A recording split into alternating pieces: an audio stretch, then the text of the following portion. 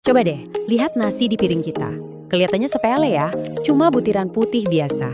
Tapi, di balik setiap butir itu ada cerita ribuan tahun loh.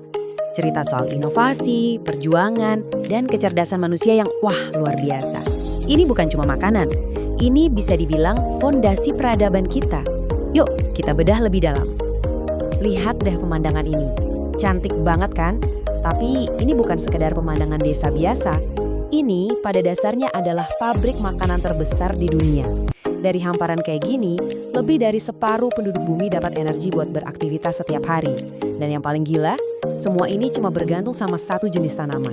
Nah, jadi pertanyaannya gini, gimana ceritanya sebuah rumput liar bisa kita jinakkan, kita lindungi dari macam-macam ancaman, dan terus-terusan kita inovasiin selama ribuan tahun sampai jadi penopang dunia modern kayak sekarang?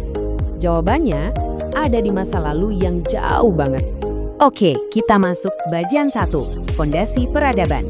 Di sini kita bakal mundur ke masa lalu buat melacak dari mana sih padi ini berasal dan gimana ceritanya dia bisa jadi makanan pokok buat miliaran orang.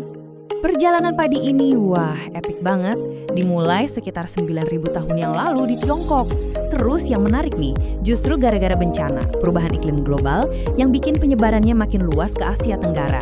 Ribuan tahun kemudian, datang teknologi baru kayak bajak dari India yang ubah total cara kita nanam padi. Dan lihat sekarang, tanaman purba ini udah naklukin dunia. Sip, sekarang bagian 2, anatomi tanaman super. Setelah ribuan tahun jadi andalan kita, kayak apa sih sebenarnya blueprint atau cetak biru dari tanaman yang super sukses ini? Yuk kita bedah satu persatu. Bayangin aja tanaman padi ini kayak sebuah pabrik kecil yang super efisien. Akarnya itu fondasi yang kokoh, batangnya yang berongga itu kayak menara penyangga. Daunnya panel surya alami, dan bunganya, nah ini dia lini produksinya, tempat setiap butir nasi dibuat. Bener-bener desain yang sempurna dari alam kan? Dan kehebatannya nggak berhenti di situ. Percaya nggak, bahkan sampahnya pun berharga. Di beberapa budaya, merang atau batang keringnya itu dipakai buat menghitamkan rambut. Ini bukti nyata kalau di tanaman super ini hampir nggak ada yang sia-sia. Oke, lanjut ke bagian 3, ladang kuno, metode modern. Punya tanaman super aja kan nggak cukup. Kita juga harus tahu cara nanamnya dalam skala besar. Nah, disinilah kecerdasan manusia benar-benar kelihatan. Dulu, awalnya, kita bertani pakai cara huma, yang ngandelin alam sepenuhnya. Tapi kemudian, kita menciptakan sawah. Dan ini bukan sekedar ladang yang basah ya. Ini itu rekayasa ekosistem. Kemampuan kita buat ngontrol air inilah yang bikin populasi meledak dan peradaban-peradaban besar lahir. Ini lonkatan besar banget buat umat manusia. Fast forward ke zaman modern, kita kenalan sama yang namanya SRI atau System of Rice Intensification. Filosofinya ini radikal banget. Daripada maksa tanaman tumbuh dengan banyak air dan bibit, gimana kalau kita kasih kondisi yang paling ideal biar tanamannya sendiri yang tumbuh maksimal? Tujuannya simple, panen lebih banyak tapi pakai sumber daya lebih sedikit. Kuncinya sebenarnya simpel. Jangan tanam bibit terlalu rapat, pakainya bibit yang masih muda banget dan jangan genangi sawah terus-terusan. Ini kan benar-benar ngelawan semua kebiasaan lama. Tapi hasilnya, akar jadi lebih sehat, tanamannya lebih kuat, dan hemat airnya luar biasa. SRI ini bukti kalau kadang-kadang buat dapat lebih banyak, kita justru harus ngasih lebih sedikit. Terus ada lagi jajar legowo. Ini inovasi yang pinter banget. Idenya sederhana. Gimana caranya bikin setiap tanaman ngerasa kayak lagi tumbuh di pinggir sawah? Kenapa? Soalnya tanaman di pinggir itu selalu paling subur kan? Dapat sinar matahari dan sirkulasi udara lebih banyak. Gak usah pusing sama detailnya. Coba fokus ke sini. Diagram di kiri itu nunjukin gimana petani ngatur barisan tanam, sengaja dikosongin satu baris. Nah, ruang kosong inilah yang nyiptain efek pinggir tadi. Dan hasilnya bisa Anda lihat sendiri di foto kanan. Tanamannya tumbuh lebih limbun, lebih sehat. Ini bukti nyata gimana desain pinter di atas kertas bisa jadi panen melimpah di lapangan. Oke, bagian 4, pertarungan abadi petani. Tapi ya, nanam padi itu nggak gampang. Karena di setiap musim tanam, selalu ada pertempuran tanpa henti, melawan musuh-musuh yang bahkan gak kelihatan mata. Kita kenalan sama musuh nomor 1, penyakit blast. Bayangin aja ini kayak kankernya tanaman padi. Jamur ini nyebarnya cepet banget, ninggalin luka kayak kebakar di daun, dan dalam sekejap bisa ngabisin seluruh panen. Seberapa parah sih ancaman ini?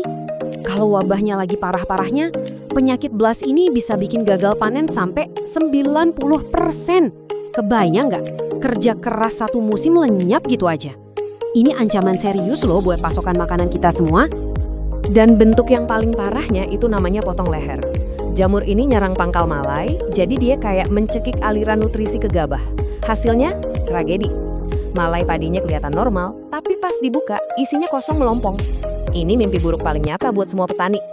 Musuh lainnya lebih licik, nggak kelihatan, yaitu kelaparan nutrisi. Kalau kekurangan nitrogen, tanaman padi itu ibaratnya kayak bangun rumah tapi fondasinya rapuh. Semuanya jadi lemah, pertumbuhannya kerdil, gampang sakit, bahkan bisa ambruk sebelum waktunya panen. Oke, sekarang bagian 5, inovasi panen. Tapi tenang, manusia nggak tinggal diam. Untuk setiap ancaman, kita lawan balik pakai senjata terkuat kita, sains dan inovasi. Senjata pertama kita, genetika. Para ilmuwan udah nyiptain macam-macam varietas superhero. Ada si IR36 yang jagoan lawan wereng, ada Cimanuk yang kebal virus, bahkan ada bengawan yang khusus dirancang buat ngelawan penyakit BLAS tadi. Ini benar-benar pemulihan tanaman yang presisi, kayak bikin prajurit khusus buat ngadepin musuh tertentu. Perjuangannya nggak selesai di sawah loh. Inovasi terus lanjut sampai pasca panen, di mana setiap detail kecil itu penting banget. Mulai dari timing panen yang harus pas banget, pakai sabit yang bener biar gabah nggak banyak rontok, sampai hal sepele kayak pakai alas terpal, itu bisa nyelamatin ribuan butir gabah. Dan puncaknya, tentu aja, mesin-mesin modern yang bisa ngamanin hasil panen dengan super efisien. Tiap langkah ini, pertaruhannya menang atau kalah.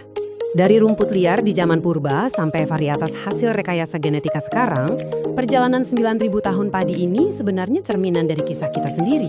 Kisah epik soal adaptasi, inovasi, dan kegigihan. Nah sekarang, dengan tantangan baru kayak perubahan iklim di depan mata, pertanyaannya masih sama. Kira-kira inovasi besar apa lagi ya yang bakal kita ciptakan selanjutnya? Subscribe untuk fakta, strategi, dan motivasi dunia pertanian dan peternakan. Terima kasih. Peace, petani pintar, desa kuat.